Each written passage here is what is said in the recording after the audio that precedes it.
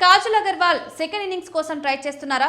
ఒకప్పుడు మకుటం లేని మహారాణిలా టాలీవుడ్ నేలన మిత్రవింద కొన్నేళ్లుగా సీన్లోనే కనిపించడం లేదు. పెళ్లి తర్వాత క్రేజ్ కూడా తగ్గిపోయింది. ఇలాంటి సమయంలో కాజల్ కెరీర్ మళ్లీ పుంజుకోవడం సాధ్యమేనా? ఉన్నట్లుండి గ్లామర్ డోస్ పెంచడం వెనక కారణం అదేనా? కాజల్ అగర్వాల్ ప్రత్యేక పరిచయం అక్కర్లేదు. దశాబ్దం కింద టాలీవుడ్లో స్టార్ హీరోలందరినీ చుట్టేసిన ఈ బ్యూటీ కొన్నేళ్లుగా సైలెంట్ అయిపోయారు. కొత్త వాళ్ళు రావడంతో రేస్ నుంచి బయటకు వచ్చేశారు. పెళ్లి తర్వాత కెరీర్ మరింత స్లో అయిపోయింది.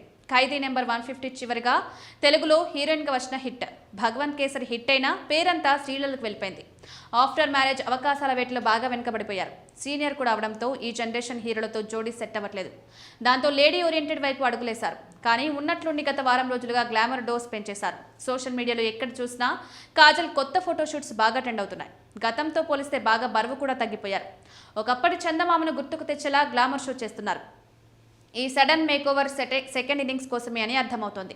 కానీ మీకు ఇప్పుడు అవకాశాలు ఇచ్చే హీరోలున్నారా? ఒకప్పట్లా చరణ్, తారక్, ప్రభాస్ లాంటి హీరోలతో మళ్ళీ జోడీ కట్టగలరా? కొత్త వారిని తట్టుకుని నిలబడ్డం అంత చిన్న విషయమేం కాదు.